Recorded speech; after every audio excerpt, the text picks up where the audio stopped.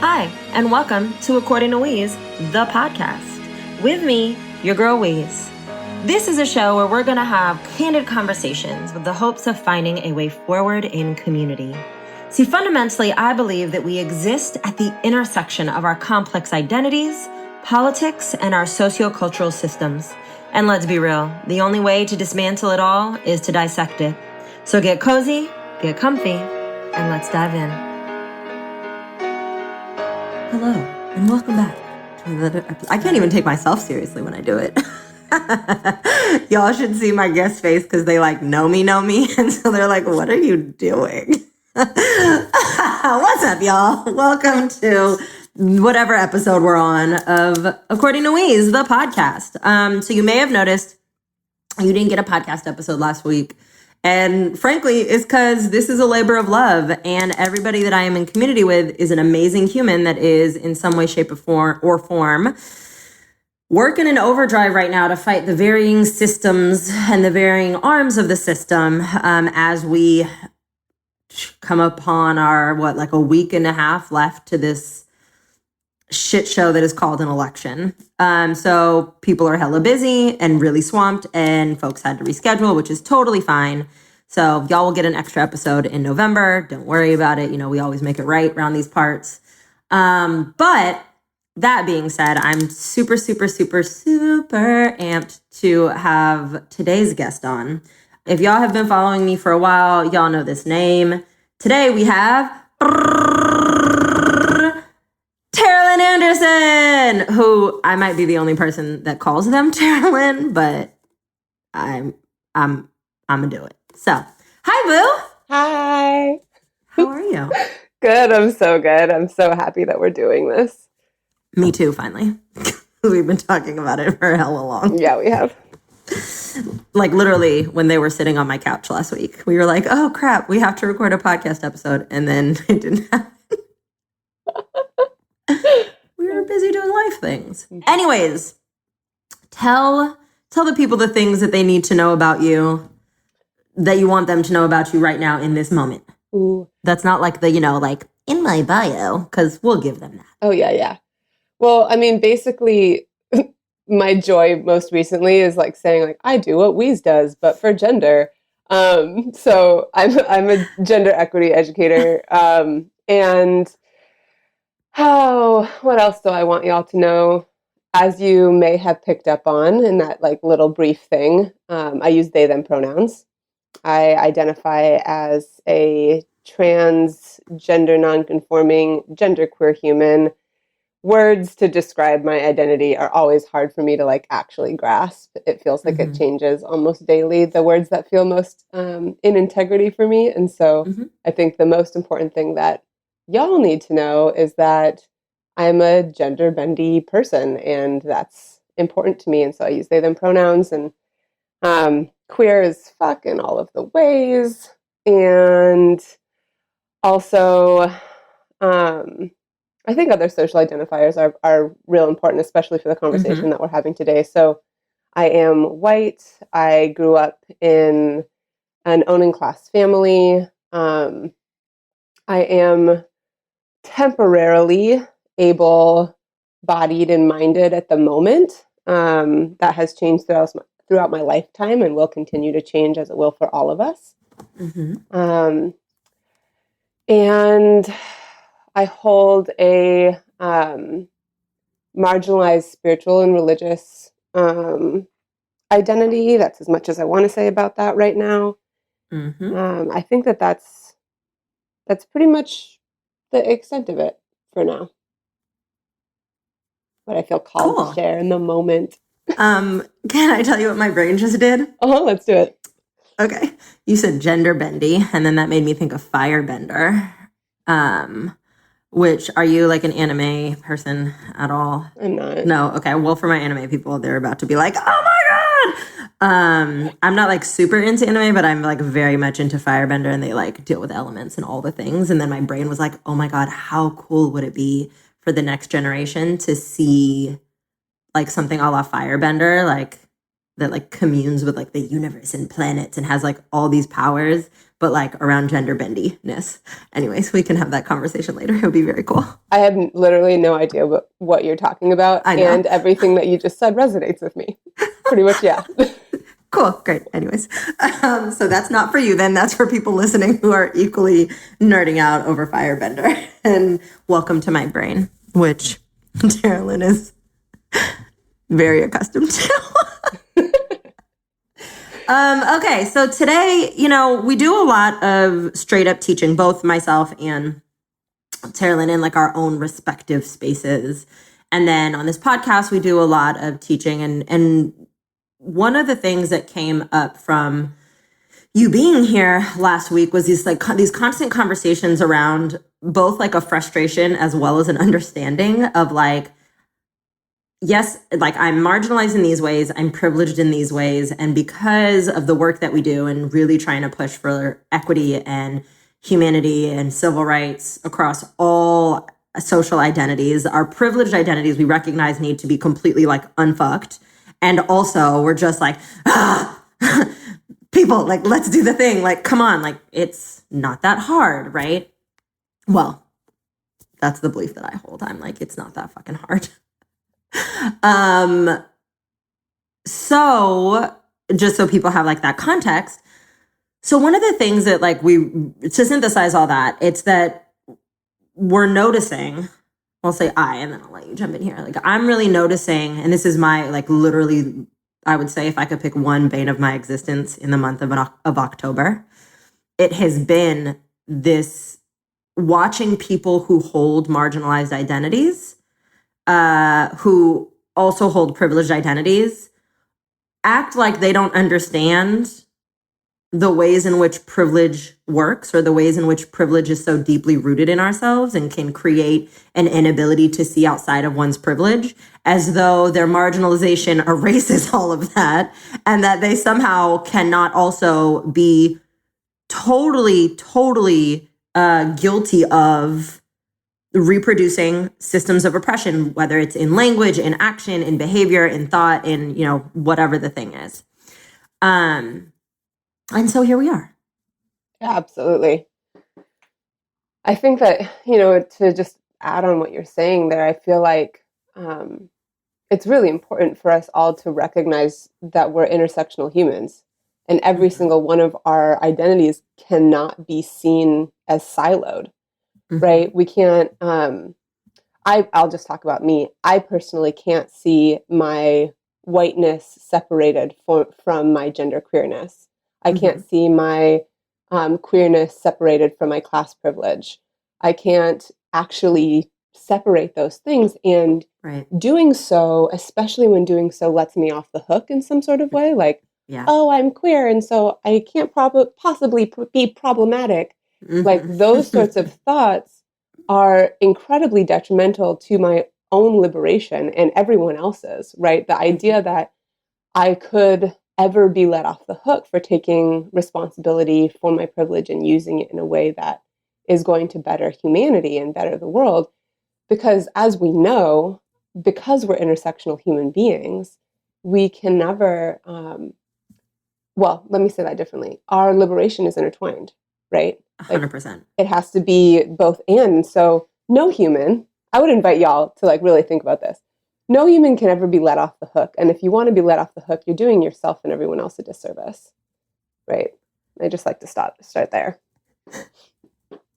I think it's really important to also note, like before we kind of get deeper, is that it's also really dangerous when we do that, because what I find is that even if I'm like gently calling folks in, right? Like doing it, quote unquote, in all the right ways, like no shaming, no nothing, even though, well, that's a whole other conversation. But like, quote unquote, so in a socially acceptable way of like calling somebody in around that concept, it gets really dangerous if folks have not accepted and fully understood the ways in which we are intersectional humans and how that creates different, power dynamics at any given moment, and how it means our positionality can vary depending on who we're engaging with or where we're at or what the topic is and so on and so forth. Because what I find happening is that folks will say a thing or do a thing, and you'll be like, oh, yeah, no, right? Because it's rooted in their privilege, and then they weaponize their marginalization against you. So that's speaking to that, like, quote unquote, getting people off the hook.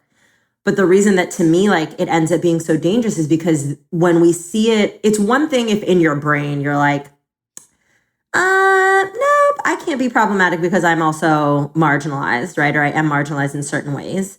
When we then weaponize it against each other, then we only serve the system because we're continuing to reinforce, right? Like, not only like being able to divest from accountability and culpability, but then we're creating this, just like this divide between human beings, when instead we could be really creating a different kind of community where, like, hey, it's okay to, you know, call someone in or out, or it's okay to not have thought about that thing as long as you're actionably doing better the next time. Mm-hmm.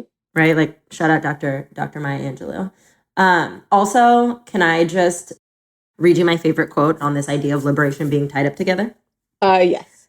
Okay, so Leela Watson, who is the longtime activist out of Australia, said it so beautifully years and years ago. It's one of my favorites, but it's, if you have come here to help me, you are wasting your time. But if you have come here because your liberation is bound up in mine, then let us work together. Our liberty is bound together. And I just think that is so important and speaks really beautifully to this idea that you're talking about, simultaneously with this idea of like the need for community and understanding that, you know, recognizing our intersectionality not only liberates ourselves, but also allows us to be a part of other folks' liberation process. Yeah. Yep. Absolutely. Yeah. And I think that, you know, what happens in my body, Weeze, when you read Watson's words is that I immediately, like, I'm looking at you on the screen, like we can see each other. Yeah. And what immediately happens in my body is I see you as on my side. You know, I feel our connection. I feel that we are working towards the same cause, even though we hold incredibly different identities, right? And then suddenly it's like, oh, we're actually like facing the same direction. Yeah. Rather than, I think that a lot of times when we have conversations around privilege and oppression, there is this almost like facing like towards each other, almost like a combative sort of energy. Yeah, like oppositionality. Exactly. Yeah. And that quote dissolves all of that such that we can be on the same side working for collective liberation. Mm-hmm. And we are so much stronger as a united front. Mm-hmm. And that piece around both holding the wisdom that comes from our own unique marginalizations, as well as holding the power and the opportunity to create change that comes with privilege, that's the strength of an army. Yes. Right. 100%. And this really speaks to this idea. And obviously, tell me what you think about this. But so I view this, like, if we talk about liberation from a collective perspective, right? Because white supremacist ideology would have us believe that the single is more important than the whole, and that, you know, individualism, yada, yada, yada, all of that, right? And again, asterisk, that is by intention, because if you prioritize individuality, then you never see a benefit to communal or community organizing or being in community or working for the community, then you cannot come together to fight anything or work as a unit, right? And what we know is we are more powerful in numbers, we are stronger in numbers, we are more effective in numbers, we apply a lot more pressure in numbers. So again, that's an entire fail-safe of the system to protect itself. It's like a built-in, it's like the gag is, right? Like it's built itself in to protect itself. So that's an aside for context. But the way that I like to think about it is, like, if we really thought of ourselves as a communal army for good, right? We thought of ourselves as a collective that is fighting all versions of systemic oppression for every identity and every intersection of all the identities. And we all understood this and actually held the belief that our liberation is deeply intertwined with each other or in each other, even for those who hold every single privileged identity. Then how effective would we actually be? And how beautiful would it be if we moved like that as well, right? Because what that means is that depending on what, like, if you think about it we're going to go real military here. Like, if you think about it as you're like actually fighting a thing, right? Like, you have your foot soldiers and you have your generals and you have, right, like all the people commanding and then all the people actually doing the fighting. And depending on what the threat is, to be able to understand that at any given moment, you could go from like commander or general to foot soldier, depending on your identity, right? Because those that are closest to the pain, whichever version of pain we're talking about in that moment in oppression, those are the ones commanding the legions. In my head, this looks like the opening scene of Gladiator. Right? But like those are the people that are going to be telling us, like, this is what we're doing, this is how we're doing it, this is what I need you specifically to do. And then the foot soldiers and, you know, different, whatever, even within foot soldiers, there's like, you know, different levels of responsibility, let's say, in this context. They're going to say, okay, in this moment, like, my job is to listen to those commanders, to listen to those generals. And like, they've told me I'm going to do XYZ, so I'm going to do XYZ. And then, you know, you get to the other side of the battleground, and all of a sudden the threat changes. It's a new version of oppression. And like, it could be this really cool, seamless shift where it's like the folks that were on the horses commanding are now like, oh, this is a different battle. Let me hop off the horse. You might have been a foot soldier in the last fight, but now you take, you know, your position, get on your horse, lead the legions, command the armies. And I understand that, like, I am being used as a tool for dismantling and for change, depending on what we're facing at any given moment. Absolutely. But then that also means we have to like divest from ego, divest from like all of the ways we view individualism, divest from, right, like overproductivity, we have to divest from a lot of things to get there. But like in my head, that's like what I'm building, at least when I'm like educating folks. And how I look at myself I literally ask myself at any given moment, I'm like, okay, do I need to be a commander or a foot soldier right now? Absolutely. I think that that's so important. And I feel like the skill that you're building, and I do this a lot in the way that I educate too, is helping people see how their lens changes, whether they're operating from one of their privileged identities or whether they're operating from one of their marginalized identities, right? Mm-hmm. And being able to shift the way in which we respond and have those parts of ourselves inform each other in any mm-hmm. given moment in a way that allows us to operate more seamlessly in different spaces. Yeah, absolutely. I mean, I think that also speaks to the need to learn how to like decenter at any given moment too. Mm-hmm. Right. And I mean, that's the idea of if your marginalized identities and your privileged identities can speak to each other in a way that one doesn't like overpower the other, you know, and typically, obviously, it's going to be the privileged identity that'll like strong arm the marginalized identity because of the way that, you know, socialization works. But how amazing and beautiful of a world could we create if those identities could actually speak to each other in a way that is almost like this, like, I'm such a visual person today. I guess think I'm always a visual person, but like I see it as like a dance, you know, where like it's this, you know, samba or tango or just something that's like this partner dance where one person is leading and one person is following, or rather one identity is leading and one identity is following at any given moment. And knowing in yourself and like acquiring the skill set and the tools and also the healing necessary to be able to have that dance with your own identities. Absolutely. Absolutely. And I love that you had mentioned earlier ego, right? Because that piece gets, I think, so in our way, this energy of needing to one up or preserve face or whatever that piece is, that drives us away from humility and drives us away from partnership and ultimately creates circumstance where we're each fighting a battle of one rather than recognizing that, like, again, we come back to Watson, like our liberation is bound up together. Mm-hmm. Yeah, I want to dive into this idea of healing.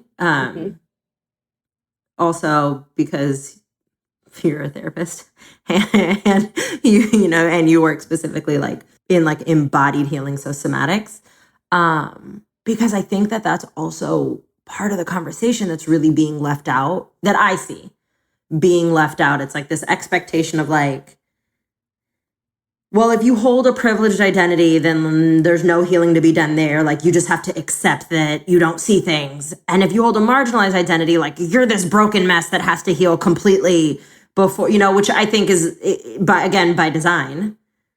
But it's also like such a fallacy. And people bang on me all the time when I say things like white folks need to heal from so many things, but there is a healing process that needs to happen for white folks to get to a place where they can stand in accomplishment and understand how they can use their privileged identity, you know, for effective change and right? Like be the foot soldier and have that dance going.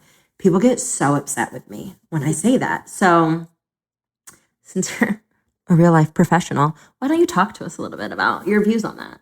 Oh yeah. I mean, I love what you're pointing to here, and I so agree. I mean, I think that the healing is different for different parts of us, marginalized and privileged, right? Mm-hmm. And in some ways, I almost feel like our privileged parts have more healing to do than our marginalized parts. And here's why I say that. It's not because, I mean, marginalization, oppression, the studies have shown that it is actually a developmental trauma. It's what the science of trauma right now is calling like a type 3 trauma, right? And so absolutely, there is a traumatic body response, nervous system response that is ingrained into us in our marginalized identities over a lifetime of being pushed to the outskirts, having safety, opportunity, choice stripped from us. And there is a way in which, in some way or another, the fight, the really intentional fight for our own humanity from our marginalized positions, keeps us in contact with ourselves. We at least have some version of like, I am fighting for self here. Mm-hmm, mm-hmm. Whereas from our privileged locations, the actual experience of privilege on the body is to separate one from themselves. Mm-hmm. Such that a lot of times, I mean, we see, especially around like my personal journey around whiteness has been to come home to my body and how does whiteness sit in my body? How does whiteness move me? And recognizing that what it actually is stillness. It's confusion. It is emptiness.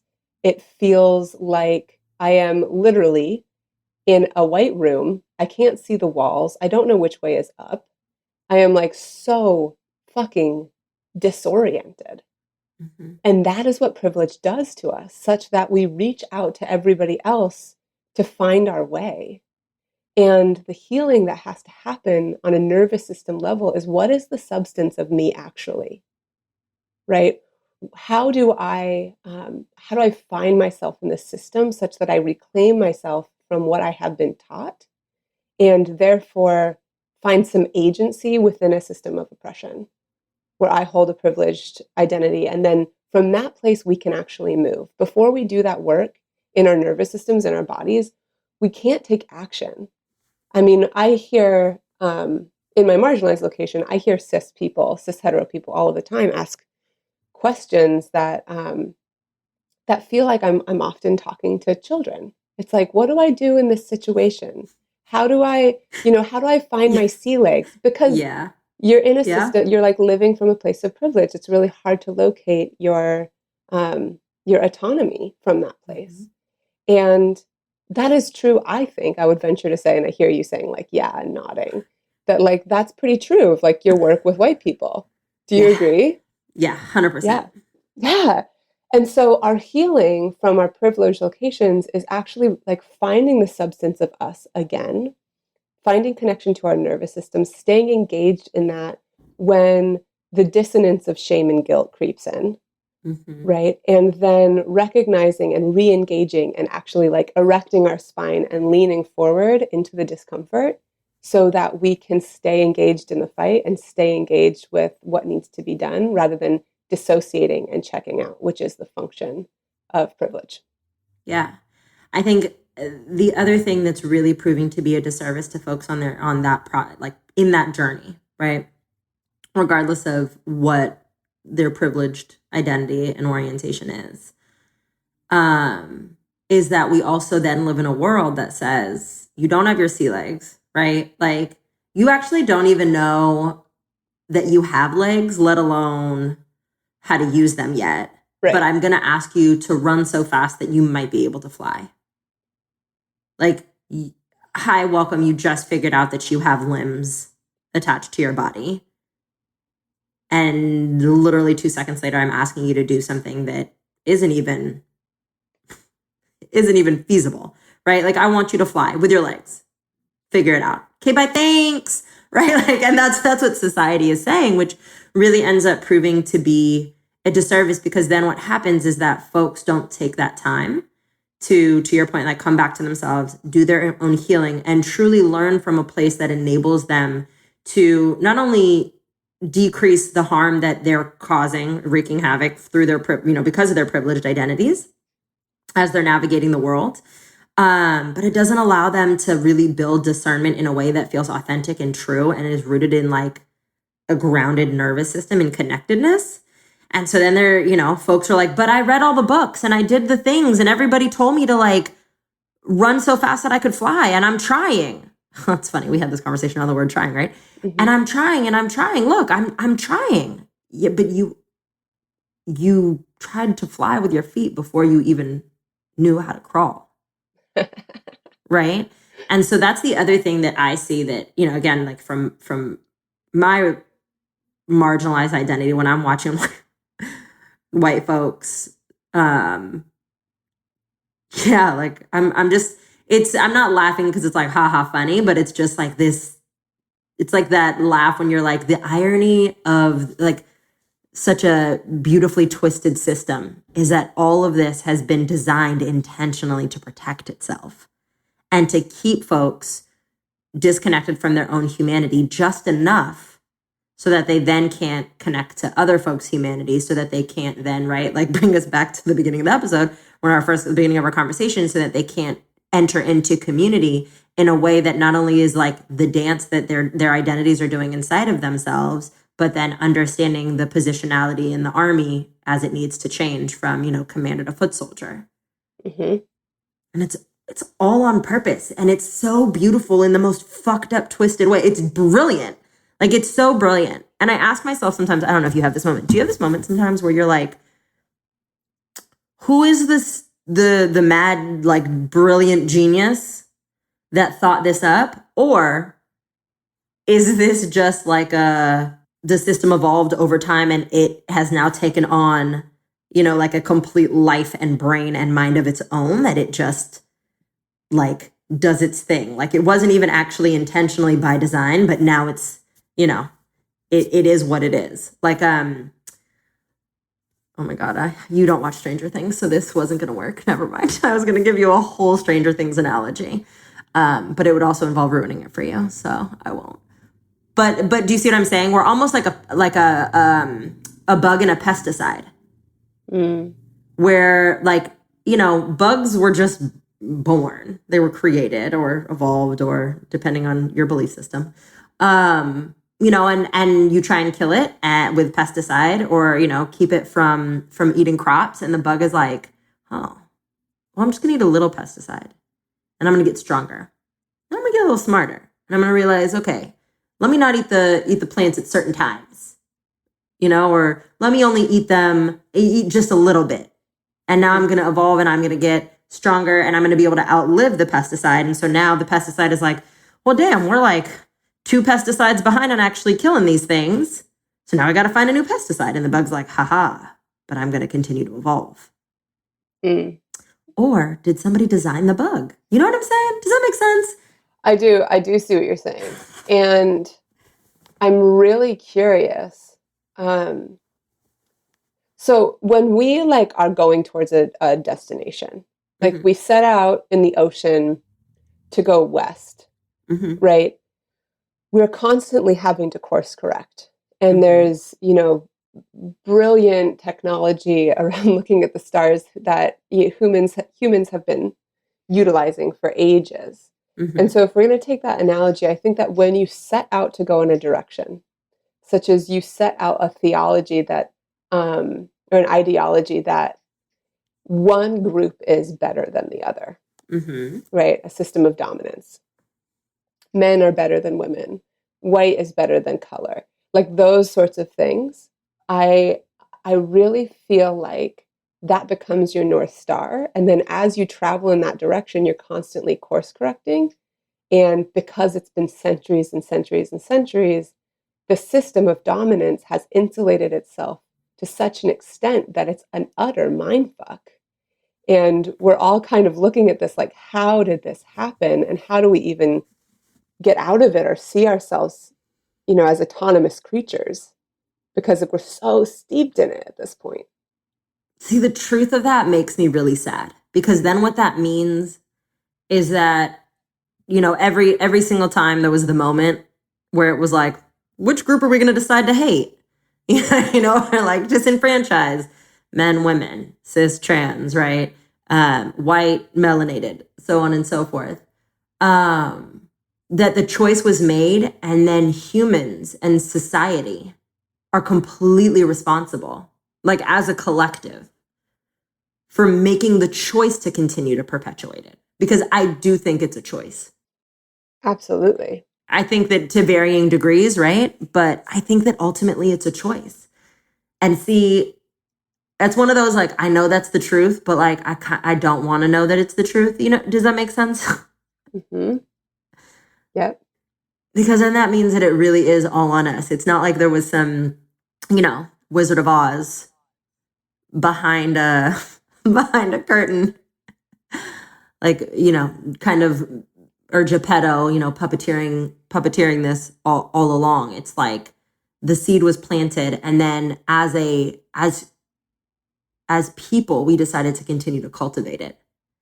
Absolutely. And I think that it's like one of those, like, ideologically I know that, but my soul doesn't like want to accept it, because then at that point it's like, well, what hope do we fucking have, and why do we do this work? Like, what the fuck? Well, okay, so this brings us back to the beginning again. We're like doing this spiral thing. Right. Which I know this is really sad, and I don't mean to break anybody's heart unless it breaks your heart into like actually being more engaged in the movement. Which is, I truly don't believe that trans people are ever going to win their liberation. Like, never ever, or in your lifetime? Never ever.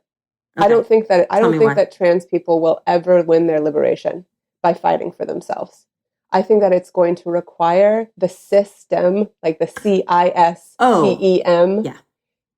to engage as 100%. If they recognize that their liberation is tied up with trans community, right? Yep. And that is the only way that we are going to overthrow this. Yeah.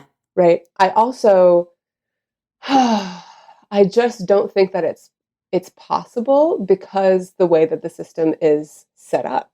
Mm-hmm. And it like brings us back to like what you're saying around the way in which this has been perpetuated, that if we don't have the dominant group's buy-in to changing the system that they have been benefiting from, nothing is ever going to change. I mean, you and I, from our marginalized locations, doing the education that we are doing, what we've dedicated our lives to. I don't know about you, but I'm constantly like reorienting to like, okay, cis-het people, this is why this matters to you. This is your stake in the game. And all of my courses are centered around helping people recognize the power of reclaiming their gender rather than having it be something that was given to them. They automatically function within, rather than having it be a conscious character development piece, or having their sexual orientation be scripted for them, rather than getting to feast on the buffet that is all of the possibilities for pleasure, right? And really doing that work so that cis-het folks can really see how the system of dominance that they benefit from, quote unquote benefit from, actually keeps them boxed in and separate from themselves. Yeah, so it's funny because as you're talking, not funny, haha, funny like, ain't that some shit? Uh, as you're talking, I'm thinking about even the conversations that I've had to have, both with myself and then, as I grew my team, because I write all my own copy, around having to shift copy when I'm talking about, like any of my programs or on like the sales pages for programs that are geared towards white people. Because originally when I started out, it was very much like, learn how to be an accomplice, learn how to do all these things for marginalized folks. Like, yes, within the system of race, right? Like, so for melanated folks and understanding colorism and this, that, the other, and then skill sets and a discernment lens so that you can begin to expand your mind and show up for all marginalized folks with these skill sets, right? Because fundamentally, I hold the belief that it's a specific quote unquote skill set and unlearning and healing that needs to be done to be able to show up for any marginalized group, right? In your privilege to support and advocate and buy in. And then you go get specific education. Like, oh, you want to learn about race, you go to Weeze. You want to learn about gender equity, you go to Terra. You want to learn about whatever, you go to that person, so on and so forth.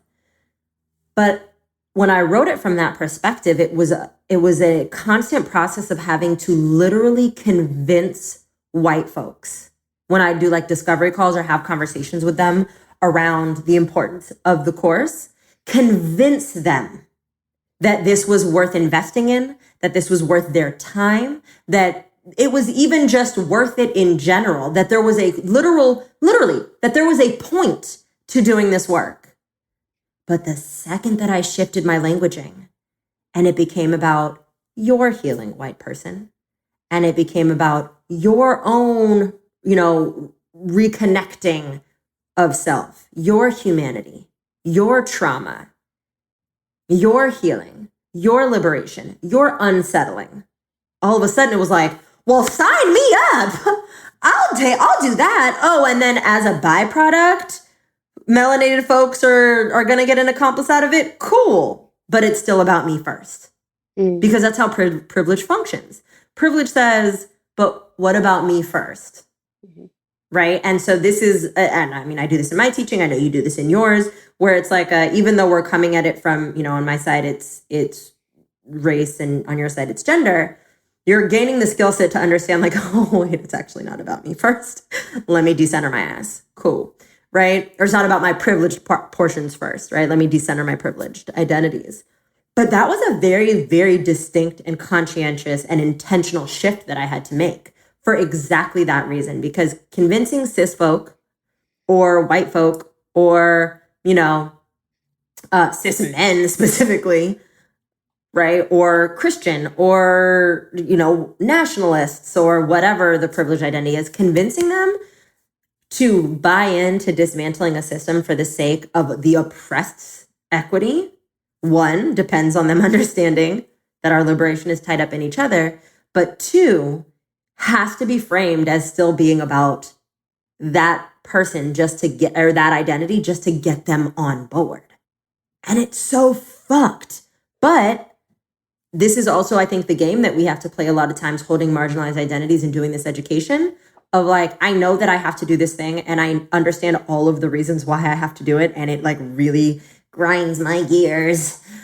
And yet I have to make this concession in order to get people into the room. And then once I have them in the room, I'm like, cool, you're here. Now let's do the thing. Because I know at the end of it, you're going to be where I need you to be fully bought in and so on and so forth. But for me, it feels like that moment of like, I have to hold this little L so I can get this big win. And I feel like that's like, in summation, that is my existence. Like, right? Like, where do you have to hold the little L to get the big win? Absolutely. And there is a very idealistic part of me that is totally just happy with that. And there's also a part of me that does a boatload of emotional labor to appease that other part of me, right? But the part of me that's just happy about that is how, I mean, we've been talking about like how the twisted beauty of this whole system, right? Yeah. And part of it is that when privileged people do their healing, it almost automatically creates more space for the marginalized. And so it's like, I am perfectly happy to help y'all do your healing, to like come to like, what does gender mean for me as an individual? How do I heal around my own oppression around that? How do I heal around, specifically for cis women? Yeah. How do I heal around the way in which my autonomy and my choice was stripped from me by this sex assigned at birth system? Yep. How was my expression stripped from me because of gender norms? All of those sorts of pieces, and healing that creates more space for me to be a human. Yeah. I'm all for that. Let's all just heal. Can we all just do that? End of episode. No. I mean, I would love that. And yeah, so that's the thing is like, to me, I want to get them in the container so we can do that. But I definitely have this moment of having to be cognizant of like, I have to placate your privilege on a sales page or on a discovery call, or when I'm telling you about what I do publicly or on IG or in a boardroom for like 0.5 seconds or however long it takes for you, for the things to happen in your brain and body to happen necessary for it to be a yes, so that I can then get you in the space and get you in the container to do that thing. And that is something that no matter how many years I've been doing this, that is still something where I'd be like, like I'm relaunching Dismantle next month for 2021. And you were at my house while I'm like working on the sales page and stuff. And I for real was having moments like, you know, we're having like the beautiful conversation with like the roomies and everyone sitting on the couch. But like in my head, I'm still like engaging with you and like enjoying myself and still being like, ain't this some fucking shit? Like I still got to sit here and like edit this just a little bit so I can make it go live. But like, now people are ever more touchy and sensitive and disconnected from themselves and rooted in fear and trauma more than ever because of how contentious just society is right now as we come upon the impending election. So maybe let me make it sound a little nicer. Like, damn it, right? Like that's the narrative that's in my head. And I'm like, and I still know that I need to do it because I need them to get into this container because then like such transformational magic can happen so that on the other end of it, melanated folks are supported, and then hopefully they then go through my shit so then I can be like, great, now go take Tara Lynn's course so that they can like expand you and stretch you even more. Like, but like that's right? Like that's still, you know, those fleeting, those like quick moments of like having to make those decisions and then being like, I know it's playing the system, right? Like in my brain, I'm like, I know I got to play the system. I know it, and still like it sits with me of having to constantly, you know what it is? As I'm talking it out, I'm realizing it almost feels like those moments of, it's like I'm consciously choosing to betray what I know is right and true and honors my, like what actually honors my marginalized identity, which is the only thing I teach people is like, honor yourself, honor your humanity, honor other folks' humanities, regardless of their identity. Like be mindful of their identities that are marginalized and how you need to honor them.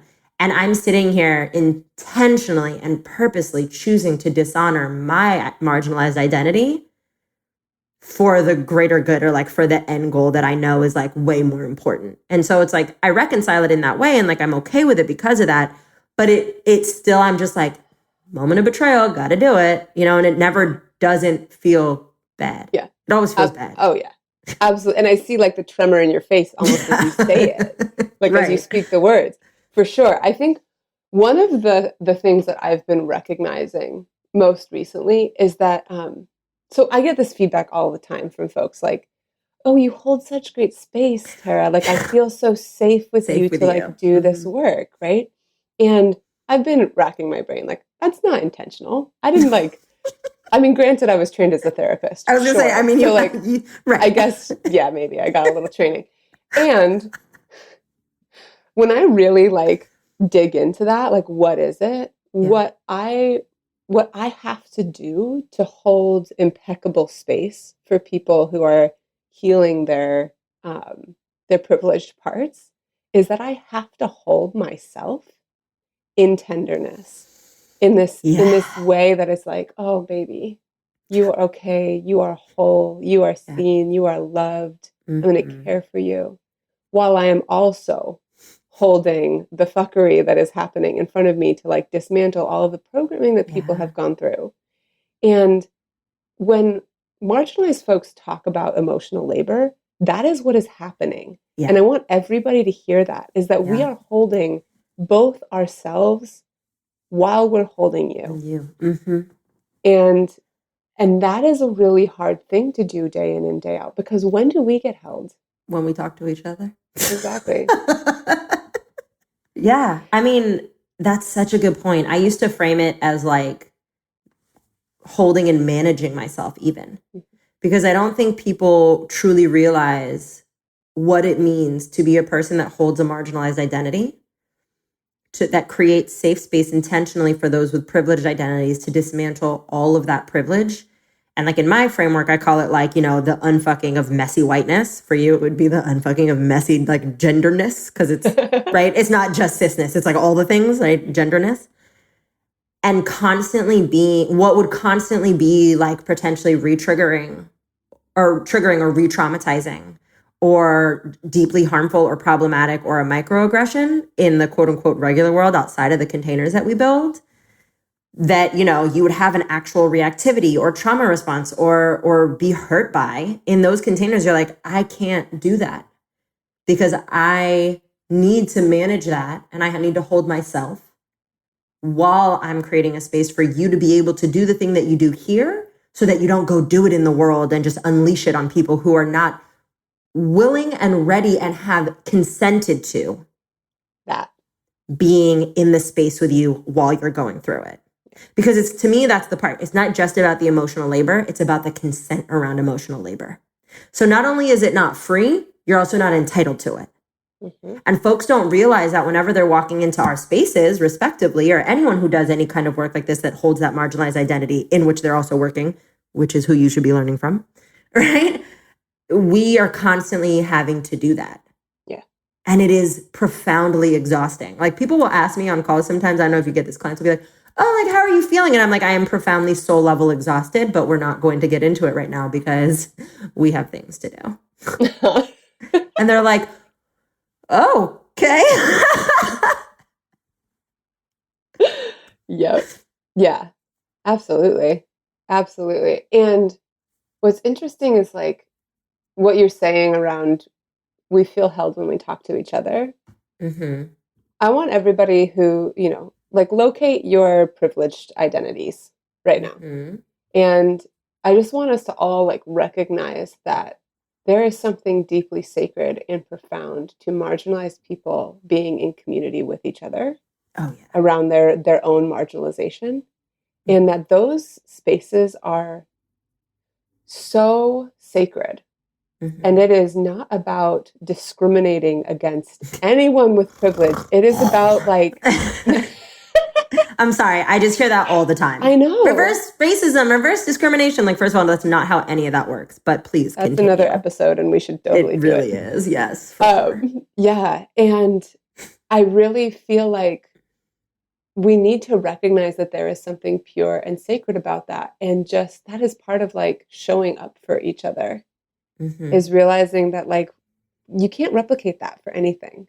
Yeah. Like, we just have to do that for ourselves. And if you hold a privileged opposite, like reconcile that in yourself. Like go be with yourself, go be with your community, like take a bath, you know, something, right? Because we need spaces for the marginalization just to be held and seen and let our armor fall off. Yeah. The way that I always frame it to folks is like, literally the whole world is that space for you if you hold a privileged identity. Mm-hmm. The whole world was built to do that for you, to protect you, to hold you, to see you, to value you, to uplift you, to keep you safe, to prioritize you, to understand you, to make things feel good and right and comfortable. And like, it is literally only privilege that views a homogenous group, regardless of the marginalized identity, right? Because marginalization varies, obviously. But that homogenously marginalized group, like coming together to create that for themselves, it is only privilege that would even dare to say, how dare you not let me in? That is discrimination, right? That is oppression. One, because some of y'all want to be oppressed so bad just so that you don't have to look at your privilege because you're not ready to. And I get it. That's fine. Holler at us when you are. Yep. But because privilege also trains you to think exactly that everything gets to be yours. And when it's not, and you can't forcefully take it and you're explicitly excluded from something, it feels so foreign and like such a personal affront that you just have talk about like dealing with children, right? Like a full toddler meltdown. Mm-hmm. Because you cannot, because let's be clear, toddler temper tantrums, all of that is an inability to reconcile emotional reactivity, like thought process, and an inability to communicate oneself.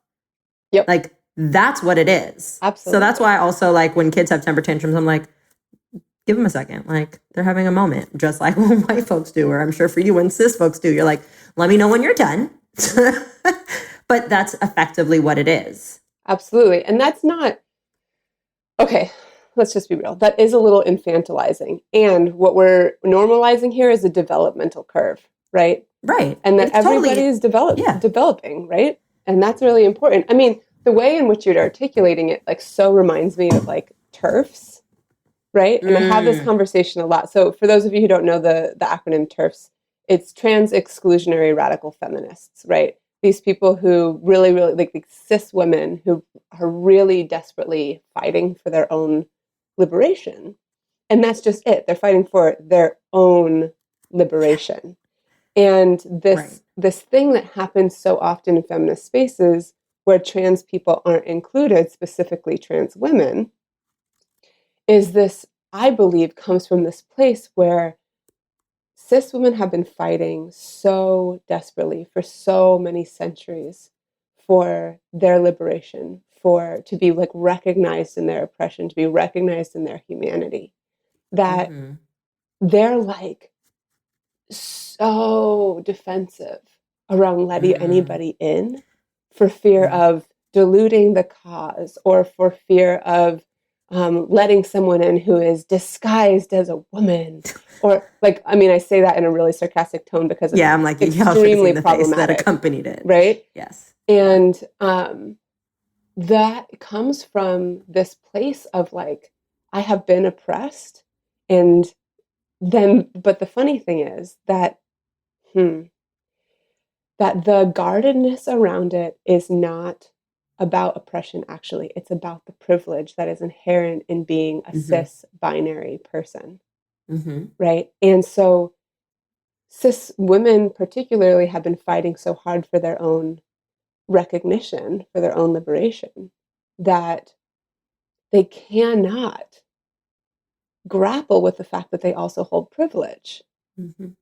And within a single identity, there's like these two opposing forces that then insulate feminism against anybody else. And that's, I mean, one of the many reasons why it's been so hard for any other marginalized identity to infiltrate that movement. Where if feminism just changed their tune to be about collective liberation, oh my gosh. As you're talking, I'm just laughing because I constantly have to explain to people that this is why cis-het white women are the bane of every marginalized group's existence. Because they're clinging to their oppression. As well as their privilege. Yep. Like, they're weaponizing their privilege against other folks so that they can protect their own oppression. Like, it's wild and absurd. And I mean, from, a sociological perspective, we can run down exactly why that is and blah, blah, blah. And again, that's another episode because that's not what we were talking about today. But I just, I think that that's important to note for people that are hearing that. This is exactly why.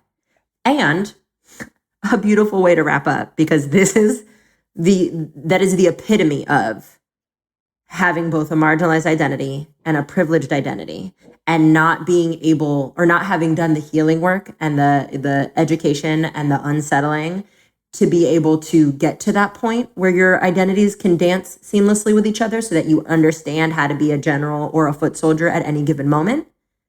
And instead, your dance partners are in direct opposition with each other. They both want to do completely different things. They don't know how to dance with each other, and they don't know how to change roles, right? From leading and following. They don't understand that sometimes you're going to be on the horse and sometimes you're going to be, front line. And that, I think if we can get people to that point, I mean, maybe then I would have more hope about this pesticide and this bug that is the system that continues to evolve. Yeah, absolutely.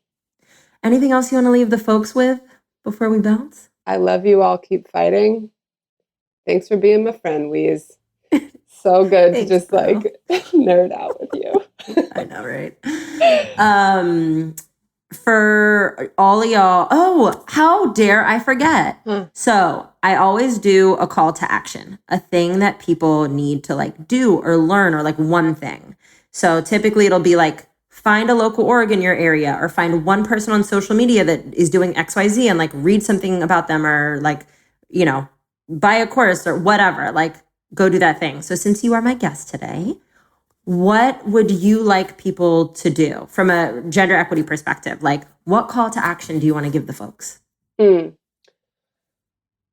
Okay, whatever route you get to this, if it's taking one of my courses or if it's finding another trans leader in this arena to learn from, do your work to separate biological sex from gender identity, separating anatomy and body parts from the gender identity that a person holds.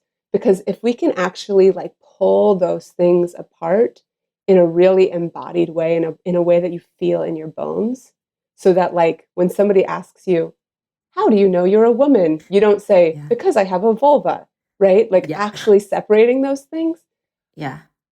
That will change the gender conversation entirely and creates so much more safety and space and room for trans people. So I think that is the one first step. Perfect. Yeah. Perfect. And who knows, maybe we will publish the conversation we had around a lot of that as a podcast episode. But everybody, either way, all of Terra Lynn's handles and websites and all the things will be in the show notes. So go check them out. They are phenomenal. They're in my personal community. I love them dearly. And thank you for being here. Thank you, Louise. This is so good. All right, boo. I will see y'all later. Bye. Bye. And now for Ask Weaves, a segment where you get to pick my brain for free. This is super cash. You just get to ask your question. We're going to have a convo. I'm going to do the best I can with what I know, and we're going to go from there.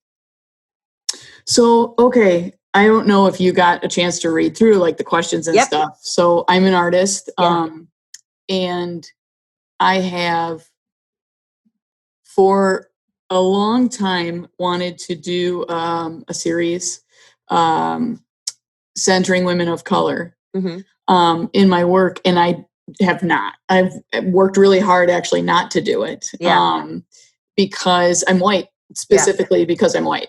What it feels to me is that I'm unsure, and where I come from when I'm unsure about things that could potentially hurt or harm communities of color, I just err on the side of safety. Yeah. So I have never done it. And I think in filling out your form, it came to me because I tried to explain, as an artist, it's really difficult if you don't follow through with your impulses or what your insides want. You become very blocked. And it's really hard to do other art. And I realized when I was filling out your forms, worst comes to worst, if I should not be doing that work, if that's not my right and not my place, then I'll just do it and hide it. I need to get it out of for me. yourself. I need to get it out of me, and I need to. I really feel a need to. I think where I'm coming from is a place of, a need to honor these women and to center them and to push them out to the people that I'm connected to, right? Yeah. Who are majoritively white. And so that's it. I'm just wondering,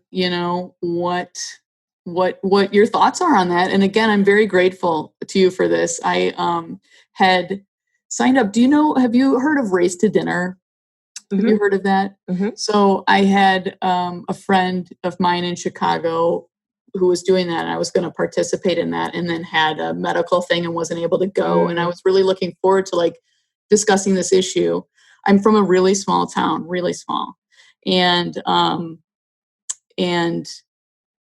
there's not a lot of space. Well, I also feel like it's unfair to like try and unpack this issue with people who aren't inviting you to do that, and people who aren't, doing that work with you. You know what I mean? Yeah, so for anyway, sure. Sorry, Weeze. That's no need to apologize. Okay, I'm going to ask you a series of follow-up questions. Okay. What inside of you is driving you to the feeling of like, I need to paint women of color. I need to paint Black, Brown, Indigenous, API, folks. Right. So before the revolution going on right now, I would say that I was pushed to that and felt very inspired by a lot of their work. And I felt like, why didn't I know about these women as a kid? Like, why do I have to do work to seek them out? And whereas like all the other stuff bombarding me, like that I don't have to do work to seek out, it's just everything's so whitewashed. And this before the current climate and revolution going on right now. And so I felt very inspired by a lot of their work. And, I'm someone who like quotations can really get me. And then I just am like on it, like designing murals around the quote, that sort of thing. And so that's where I was coming from before this. Okay. And now, since the revolution that's currently going on, and I know that probably sounds really privileged because it's always been going on. For people of color, it's a daily. Yeah, but this is like the Great White Awakening. Sure. Yeah. Sure. Right. Now I feel it more, actually a little less impassioned. Since this has been going on, and a little more like necessary. I have really few followers, close maybe to around 500, a little less. And most of them, I think majoritively, are white. And it just feels like, if I didn't learn about these people without seeking them out, then other people aren't, you know? So if that makes sense. Yeah. And now, are these folks that you know personally? Are these like other like artists of color? Are these prominent figures in history? Or are these just like renderings as an artist that you're like imagining? Good question. No, they would be people that you would know really readily. So almost like a portrait. Yeah. And well, the way my work is, it's really abstract. Okay. And what I feel like inside of me, like I want to do, is it's more of like a silhouette. Be more of a silhouette on an abstract, bright background, but a silhouette of them. Okay. So, and yes, it would be like famous people that you would really easily, Beyonce, Oprah. Right. I mean, whoever, Angela Davis, like, there you go. Variety of people, but I was just listening to Beyonce. So, okay. So my next question to you is, in your training as an artist, have you been trained in how to properly depict folks who are not white? People of color. Yeah, that's a great question. No, I am self-trained. Okay. And so the answer is just a flat no to that. But I think it does connect with my last explanation, really interestingly, that there actually wouldn't be color. Right. It would be just a flat, whatever the color is, just one color. Yeah. And their silhouette, sort of. I'm trying to think. I mean, I think you can get it. You're really smart. I can see it in my head. The reason that I'm asking this is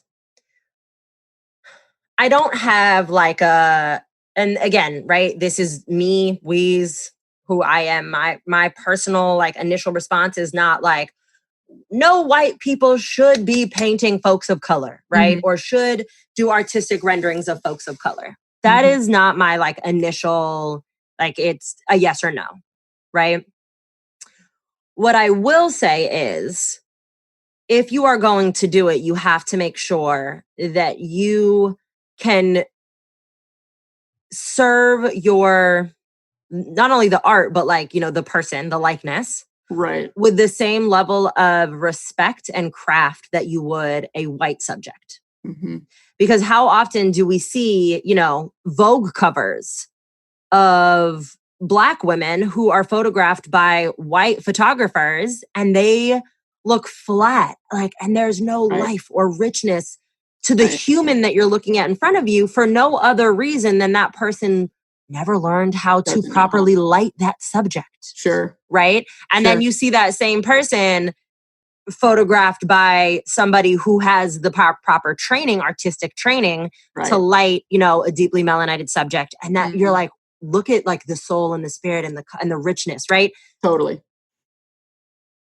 So that's the reason that I asked those things. So that's the first thing. The second thing is, one of the things that we want to be really careful of right now is answering callings within ourselves to like, advocate or do a thing. And especially as an artist, right? Like you have a creative bug inside of you that like, it's almost like a tapeworm and it just like eats and eats and eats, right?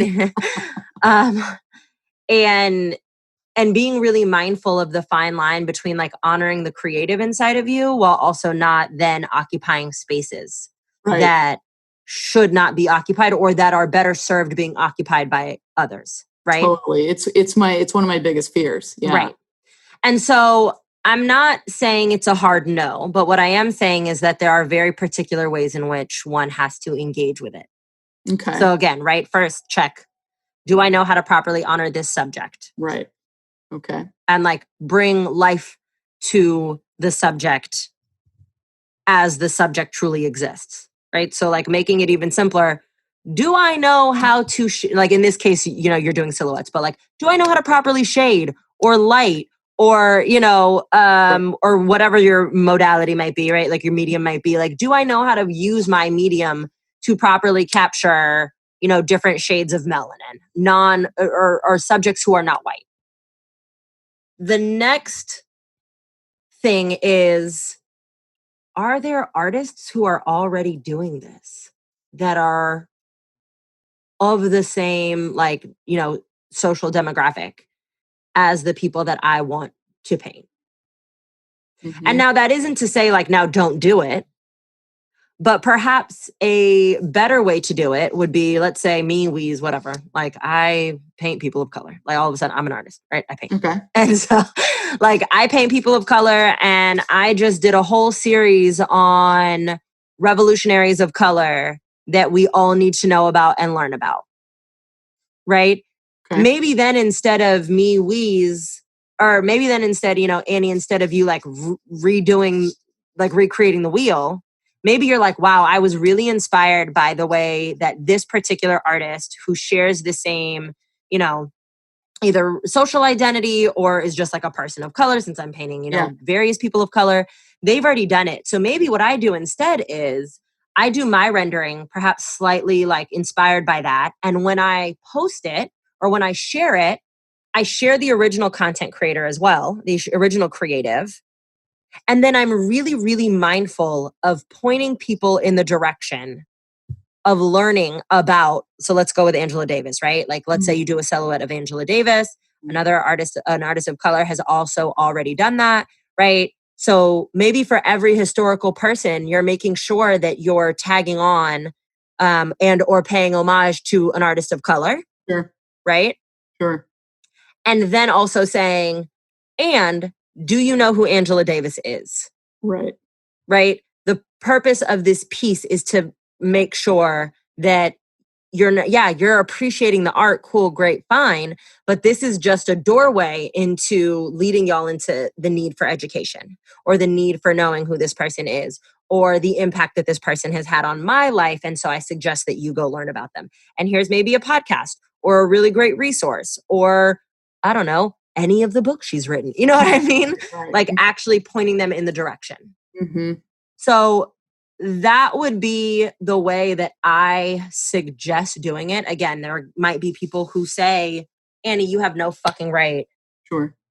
painting or, you know, at whatever modality. I keep saying painting because I said I was going to be Yeah, a painter. no, I'm a painter. But painter. Okay, cool. Because I was like, I realized I didn't ask that. But like painting folks of color. Right. Like, absolutely not. You're white. Don't do it. Some Right. people might believe that.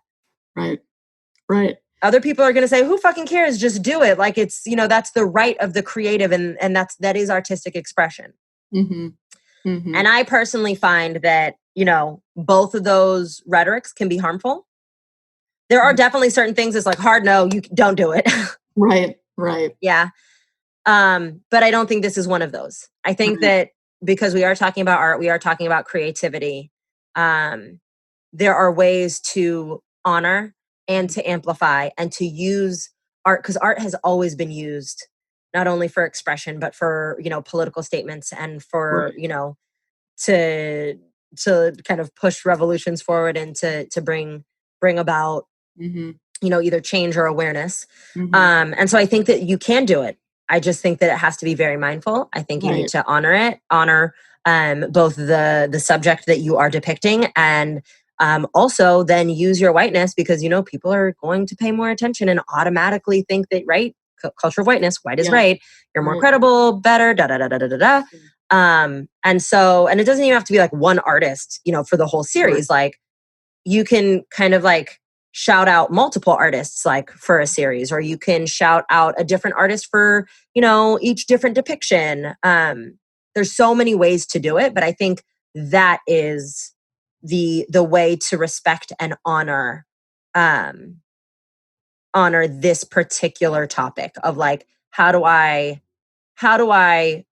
depict folks of color, historical folks of color, right? Like quote unquote celebrity, folks that have notoriety and fame, in a way that honors them and that does not like appropriate or commodify. The other thing I will say is if you do end up selling that art, and you make any money off of that art, having an action plan in place where portions of those funds go to either one or various organizations, especially if it's different famous people or different people in history, right? Like it would be really cool maybe if like whatever the thing that they fought for or the thing that they spoke about, like for that particular piece, it's like, okay, Annie knows that 20% of any painting she ever, I'm making up numbers, any painting she ever sells is going to go to an organization, and like each painting maybe has a different org that it's associated to that makes sense. You know, like if you were going to paint Marsha P. Johnson, you're obviously going to give money to, you know, an LGBTQIA or specifically trans org or Black trans organization, right? Yes. And like, do you see what I'm saying by like making those decisions that are in alignment? I think that's the final piece is making sure that some of those funds that have been received by painting that likeness, absolutely, and so on and so forth, are being funneled back into the communities that person fought for or is of. Of course, so I think that's the final piece. That makes so much sense, and that's like the easiest, most obvious part of it. You know what I mean? You did make me think when you were talking. It reminded me of I'm also a muralist, big outdoor murals, and being asked to design one, and they wanted people in it, and I was just like, you know, around here we don't see like really any Black or brown representation ever. Maybe on the YWCA billboards. You know what I mean? And so I'm just like, I'm not doing a mural, I'm putting Black people in there, you know. That's who I want to see. You know, like I'm just over it. And this is now post movement. And so when you were talking, it brought that up for me, like, because that was something I was sure about, because I felt so, I'm just very frustrated by the lack of representation. I wonder, just throwing this out there, something for you to gnaw on. I wonder what it could look like for, especially if it's going to be an outdoor mural, right? I wonder what it could look like for you to make that a collaborative process with other artists that are Black and brown artists in the community or neighboring communities, to bring them in and have it be like a communal collective piece, so that, like we're seeing Black, brown, Indigenous, API, you know, so on and so forth. We're seeing a variety of shades of melanin as represented by or represented by artists who are of that community as well. Absolutely. I think that could be really, really powerful. And that also makes a really profound statement, right? Mm-hmm. Yeah, it's a great idea. It's always... Yeah, what you're also saying is like, cool, you commissioned me to paint this, you know, outdoor thing that represents all these peoples. And yet, like, did you even commission or even look to talk to artists of color? Because I guarantee you that artists of color have been taught how to paint and depict white people first and foremost, because that's the foundation of the teaching, right? Like all academia, be it artistic or any other sort, is white-centered, right? Right. So like they could probably do both, but are there a lot of white artists that can do all of the, you know, depictions of different kinds of people and do it justice? Most likely not. Probably not. And so, you know, a way to also just use that privilege and that positionality is to say like, cool, y'all commissioned me. You didn't say that I couldn't bring in other artists and be collaborative. Right. And get them paid. And for sure. Yeah. Yeah. It's a great idea. And then, of course, when you say it, it's like so simple and so elementary and so obvious. And I'm like, fucking duh. Yeah. Like, what, you know what I mean? Like, I feel so much shame over that. But I'm just constantly feeling shame and dealing with it. You know what I mean? I mean, you feel it, you notice it, and then you ask yourself, okay, so how do I need to move to course correct that? Right. And then, Dr. Maya Angelou, once you know better, you do better. Now it's like, you had the moment, you've done the noticing. Now you know how to address it, and it's most likely not going to come up again because you're taking those steps, right? That's why this is an ongoing journey. I keep saying the movement isn't a moment, right? It's a lifetime. It's a path. Right. So, you might bust your ass sometimes, right? Like you might fall. Definitely. Like you might even twist your ankle, but like you didn't die. For sure. No, yeah, it's a major pain, but like I appreciate every second of it. Yeah, for sure. I want to do better and do better and do better and better, you know? So I am so grateful for your time and I don't want to take up too much. So thank you so much. No problem. That was a great question. Thank you for the conversation. All right. And good luck on this podcast. Thank you. Yeah. I am too. All right. Take care. All right. Bye. Louise, thank you. No problem. All right, y'all. Thanks so much for tuning in. Rate, review, subscribe, like, share this podcast with all of your peoples. Follow me on Instagram. And you can always join me in community over at Podia. Until next time.